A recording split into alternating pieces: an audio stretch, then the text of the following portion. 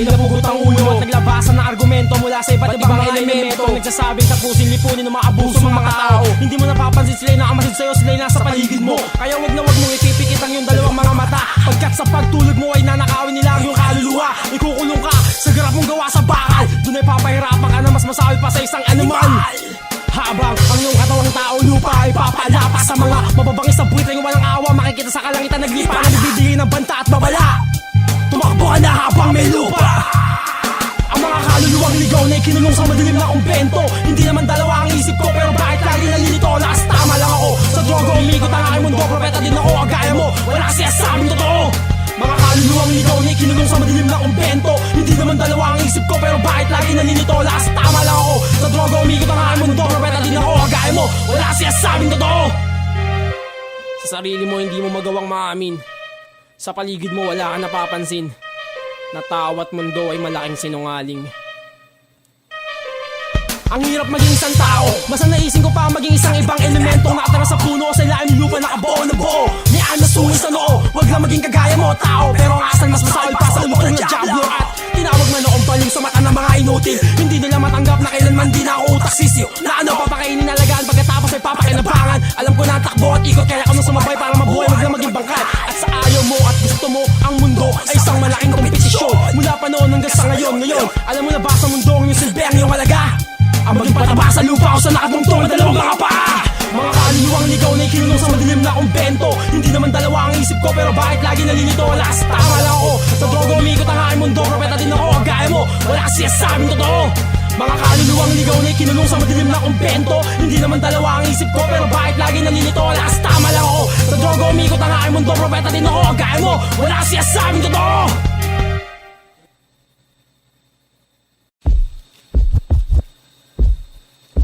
Sa talukap na mata mo nakatago ang kasinungalingan. Katotohanan minsan pinagkait mo sa biktima na kadiliman. Nasira ang kinabukasan, mga nilalang na bangketa ang ginagawang tahanan. Wala pa din masilungan, patuloy na sumisigaw na katarungan. At nagsisimula na magkanda leche-leche. Ang mundo ay nawawala na naman sa balanse. Dumadami ang bilang ng mga buitre na lumalapa sa pobre. Ang triangulang struktura ay patuloy nagiging perpekto at nabubura na agoy ang patas ng kultura. Ang tao ay patuloy na umaabuso at lumalagpas sa tinatawag na limitasyon sa batas ng tao. Nararapat niya lang kayong ibaon sa hukay ng buhay. Wala nang lamay, doon ka na magpaliwanag, magreklamo sa hukay. Kung saan makakasama mo ang dating lupang tinatapakan mo. At ang uod na uubos at kakain sa laman mo hanggang ikaw ay maging buto.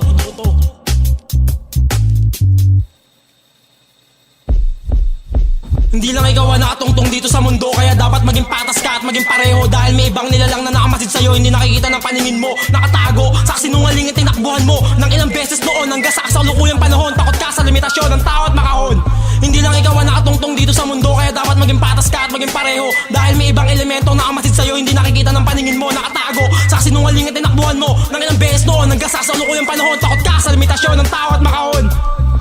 Patuloy nagbulag-bulagan na mabayang nakapiring na may hawak na timbangan. Nasilaw sa kinang ng bawat pera sa nakapaloob sa isang maliit na kahon. Kailan makakaahon? Mga tinapakan mo sa isang dekada na nakabakod. Sa kapwa mo pinagkait mo liwanag ng hustisya sa kanyang panahon. Ilalagay ko na lang sa aking mga kamay ang ilaw. Huwag ka nang umasa sa tagapagbigay dahil matagal na siyang bangkay. Parang ikaw at ako, aminin mo sa sistemang bulok buhay na inaanay. Nagiging marupok, mas masarap pa yata maging lamok na umaagat sa balat ng tao at nabubuhay sa pagnanakaw ng dugo. Di lang ikaw ang nakatungtong dito sa mundo, kaya dapat maging patas ka at maging pareho. Dahil may ibang nilalang na nakamasid sa'yo, hindi nakikita ng paningin mo. Nakatago sa sinungaling ang tinakbuhan mo ng ilang beses noon hanggang sa kasukuyang panahon. Takot ka sa limitasyon ng tao at makahon. Hindi lang ikaw ang nakatungtong dito sa mundo, kaya dapat maging patas ka at maging pareho. Dahil may ibang nilalang na nakamasid sa'yo, hindi nakikita ng paningin mo. Nakatago sa sinungaling ang tinakbuhan mo ng ilang beses noon hanggang sa kasalukuyang panahon. Takot ka sa limitasyon ng tao at makahon. Mga diwata ang kinakatay sa gitna ng kagubatan. Bakit hindi mo sila tinulungan na sumigaw sila ng tulong sa'yo? Tinawag ka nila sa iyong pangalan. Nakaligtaan, nakalimutan mo na ba ang iyong utang na loob? Numinsang ang inaw sa putikan, duguan, sugutan, walang mahi nakasubsob. Naagang buhay, naghihingalo, nagsisisilaguto ka ng mga buto. Ito'y sinyahis na nagiging taksil na naman ang mga ulo. Napulit muli ang unang pahina at lahat ng mga pangunahing kabanata. Nilusaw ang iyong pagkatao na parang sigarilyo na ubos naging abo. Sumama sa hangin papuntang kalawakan, unti-unting naglaho kasama ang mga pangarap na pera-peraso. Hindi lang ikaw ang nakatungtong dito sa mundo, kaya dapat maging patas ka at maging pareho. Dahil may ibang nilalang na nakamasid sa'yo, hindi nakikita ng paningin mo. Nakatago sa sinungaling at tinakbuhan mo ng ilang beses noon hanggang sa kasalukuyang panahon. Takot ka sa limitasyon ng tao at makahon. Hindi lang ikaw ang nakatungtong dito sa mundo, kaya dapat maging patas patas ka at maging pareho. Dahil may ibang elementong nakamasid sa'yo, hindi nakikita ng paningin mo. Nakatago sa kasinungaling at tinakbuhan mo ng ilang beses noon hanggang sa kasalukuyang panahon. Takot ka sa limitasyon ng tao at makahon.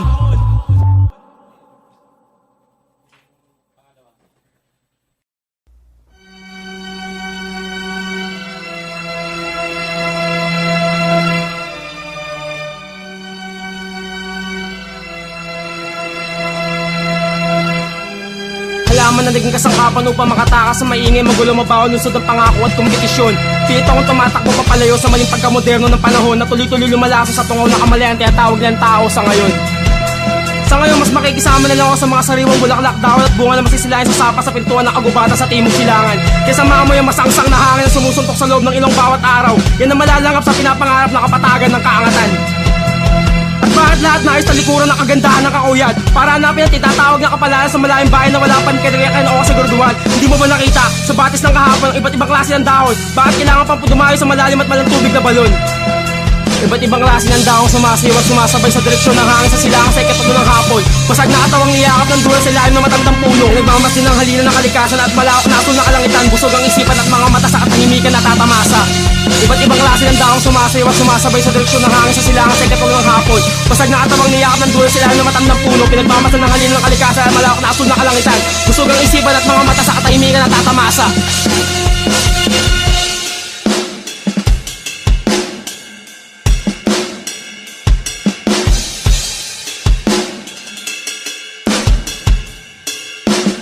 May iba tayo. At muli sa isipan sumagi, ano nga bang meron sa refleksyon ng sagradong salamin? Tunay nga ba nakita o isa na naman daya sa paningin? Lahat tayo may taglay na ikalawang memorya at may kanya-kanyang isip. Pero bakit marami sa akin tamatin dito ginamit sa halip na inip, pinaira na pinagbabawan ng utak animal? Mas ninanayos manggaya ng obra ng iba, sisigaw ang kanyang likha ay orinal. Nasaksihan ko ang pagluhod ng mga talangka sa tabing dagat. Pinagdikit ang dalawang mga kamay sa langit, tumingala, tumihingi ng kahit ambon na himala. At sumapit na nga ang pagtakip ng buwan sa haring araw. Nawala liwanag na nakakasilaw. Nahawi ang mga puting ulap at pangmalit ang mga kislap. Namayani ang pagkinang ng mga bituin na hindi napagod sa pagningning. Mula sa malayo nagbibigay dagdag liwanag sa kalupang siyasakop ng dilim.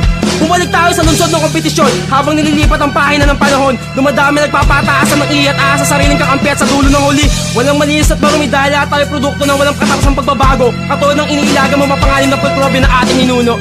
Iba't ibang klase ng dahon sumasayaw at sumasabay sa direksyon ng hangin silangan sa ikatulo ng hapon. Basag na katawang niyakap ng dulo sa ilalim ng matandang puno. Pinagmamasdan ng halina ng kalikasan at malawak na asul ng kalangitan. Busog ang isipan at mga mata sa katahimikan na tatamasa. Iba't ibang klase ng dahon sumasayaw at sumasabay sa direksyon ng hangin sa silangan sa ikatulo ng hapon. Basag na katawang niyakap ng dulo sa ilalim ng matandang puno. Pinagmamasdan ng halina ng kalikasan at malawak na asul ng kalangitan. Busog ang isipan at mga mata sa katahimikan na tatamasa.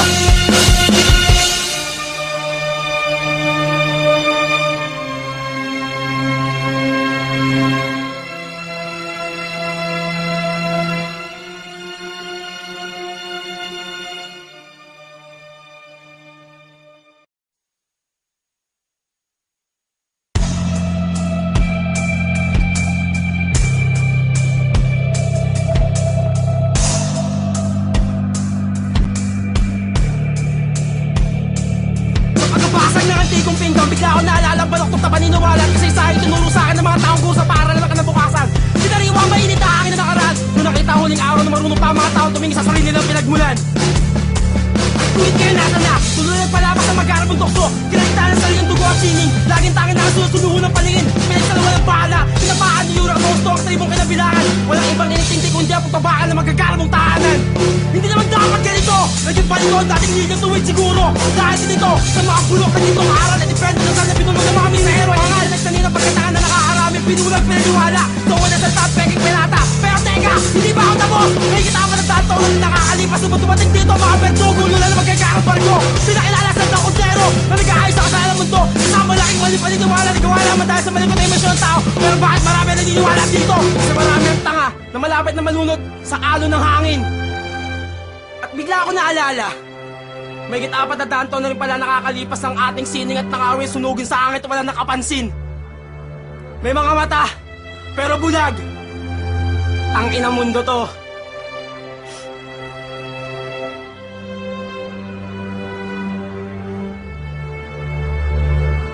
At ang ilang nagnais mabuhay katulad nila, hindi Hindi mo naman ninunod, dunurahan mo dugong kultura mo, naging taksil kasi yung sariling puno. Katuod ka rin ng ilang uhuad na bayan ako, kisa batot kumikitab sa libro. Kaparehas ng mga inago sa tahanan, suso sa tubig tabang malapit sa talampas ng kanluran. At kayong lahat, naninahas magbuhay katulad nila. Hindi mo naman ninunod, dunurahan mo dugong kultura mo, naging taksil kasi yung sariling puno. Katuod ka rin ng ilang uhuad na bayan ako, kisa batot kumikitab sa libro. At kaparehas ng mga inago sa tahanan, suso sa tubig tabang malapit sa talampas ng kanluran. Mga taksil! Sunugin ng mga lumang kapilya sa mga buhok. Isunod ng mga balang bundok. Natahanan sa kawatagan ng sisilbing tuktok ng pananakop.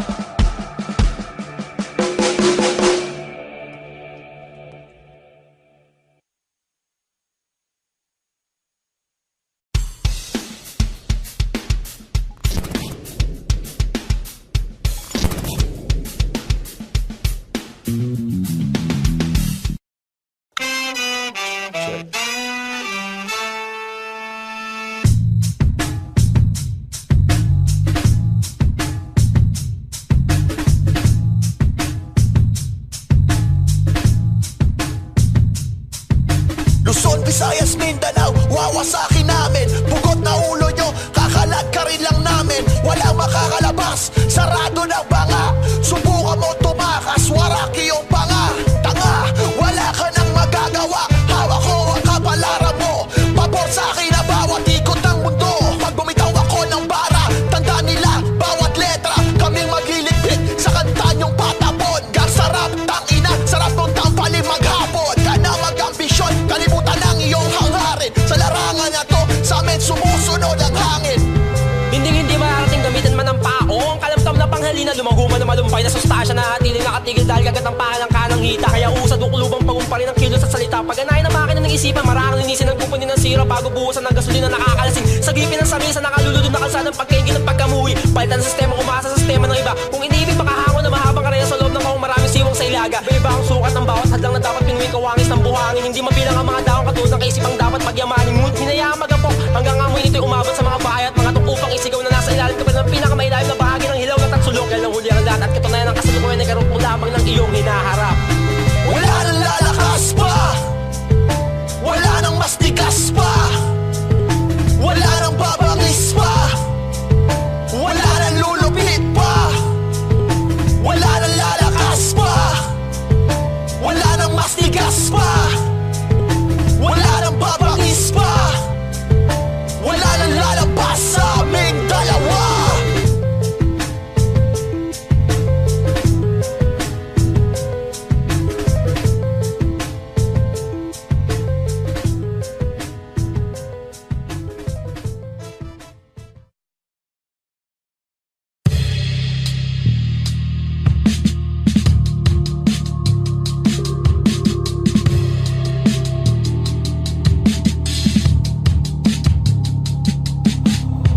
Usok na usok ang pumasok sa katawang marupok. Kaya bumigay ang pagkatao na maho at unti-unting nabulok sa sulok. Walang pumansin, naging bulag lahat na matang tumingin. Kaparehas mo din sila, di mo lang pansin. Nung buhay ka pa sa mundo, ganyan ka din. Marami ang gutom na katanungan sa isipan. Katulad na lang na kung kalawakan nga ba nakikita ng mga mata sa kalangitan o isang harang na naglalayo sa tao sa mundo ng katotohanan at kasinungalingan. Na parang alikabok na hindi mawala-wala sa kapaligiran.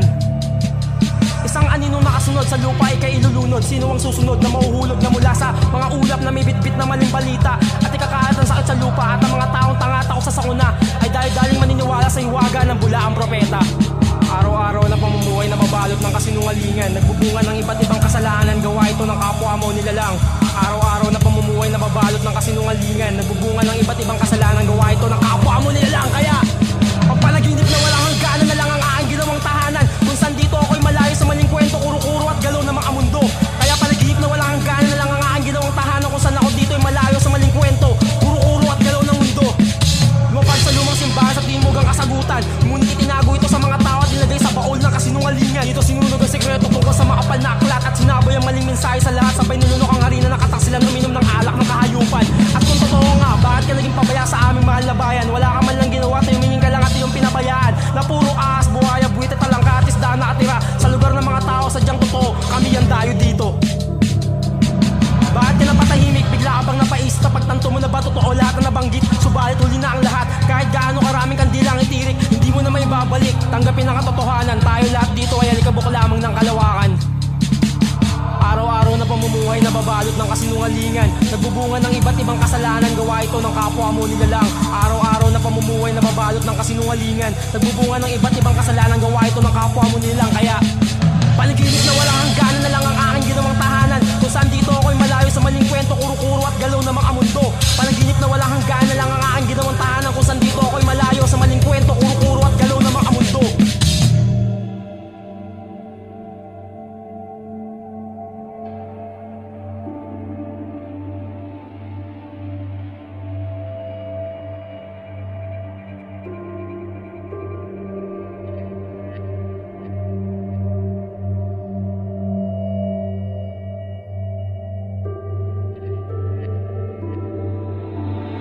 Kaya panaginip na walang hangganan na lang ang aking ginawang tahanan. Kung saan dito ako'y malayo sa maling kwento, kuro-kuro at galaw na mga mundo. Panaginip na walang hangganan na lang ang aking ginawang tahanan. Kung saan dito ako'y malayo sa maling kwento, kuro-kuro at galaw na mga mundo. Sa ikaapat na mundo ng tao, nakatayo sa gawing timog silangan ng planeta, hinihintay makita ang pagbagsak ng mga kometa para makita kung paano mawawala ang paitan nila lang